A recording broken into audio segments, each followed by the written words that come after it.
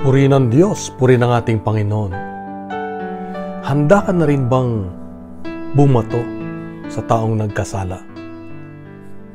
Napakadaling humatol, napakadaling magbigay ng paglilitis, napakadaling ibigay ang anumang kaparusahan sa isang taong nagkasala.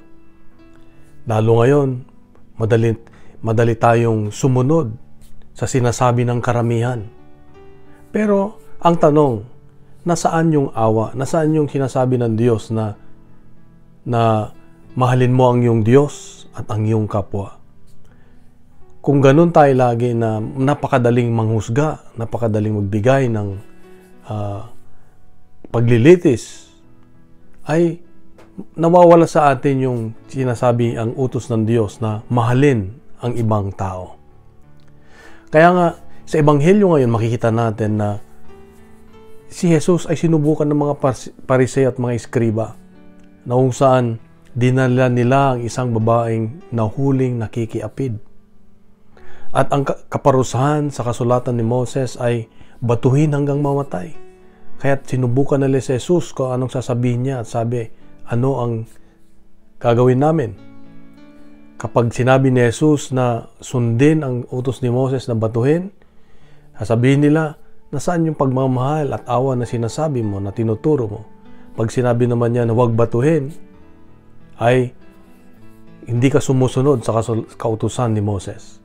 Kaya, napakatalino ang Diyos nung sinabi niya na kung sino ang walang kasalanan, siyang unang bumato. Kung sino ang walang kasalanan, siyang unang bumato. Paalala ng Diyos sa atin ay hina-hinay lang tayo sa paghatol, lalo sa mga taong alam nating nagkasala. Siguro magandang gawin natin ay tumahimik tayo at kausapin ng Diyos, paano ko ba gagawin ang tama na may ipadama ang pagmamahal ng Diyos para sa taong ito. Dahil kung tinitignan ko ang sarili ko, ako rin ay maraming pagkakasala. Sa pangalawang puntos ng ating Ebanghelyo ay makita natin tinanong ni Jesus yung babae, o nasaan na sila? Bakit wala, ikaw na lang? Sabi, pinarusahan ka ba? Sabi ng babae, hindi po. Ako rin, hindi kita parurusahan. Humayo ka at huwag nang magkasala. Dito pinapalahan ng Diyos na pinapakitan yung walang hanggang awa niya sa atin, yung walang hanggang pagmamahal niya sa atin. Yung kanyang pasensya ay napakahaba.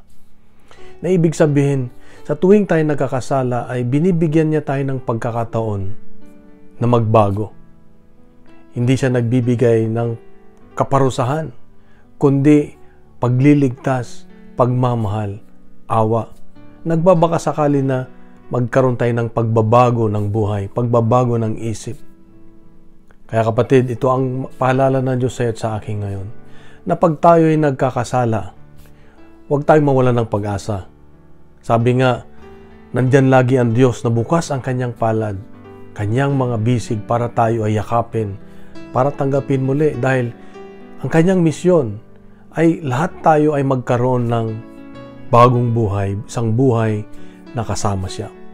At pangalawa ay yung sabi nga nila, love the sinner but hate the sin. Ibig sabihin, huwag tayong padalos-dalos sa paghuhusga. Dahan-dahan lang, merong proseso ng katarungan. Merong pagdadaanan ng katarungan. Gawin lang natin ay mas maganda, tumahimik, be gentle, manalangin sa Diyos. Lord, tulungan mo ako na maging katulad mo, na masunod ang utos mo, na mahalin ka at mahalin ng ibang tao. Kapatid, itong paalala ng Diyos sa atin ngayon. At ito ang ating pagninilayan. Kung nagustuhan po natin ang ating refleksyon, ibahagi po natin sa iba. Gawin nating viral ang salita ng Diyos at punuin natin ng good news ang social media. Oras-oras, araw-araw. Sa mapapalang linggo sa iyo at sa mga mahal sa buhay. God bless. God is good.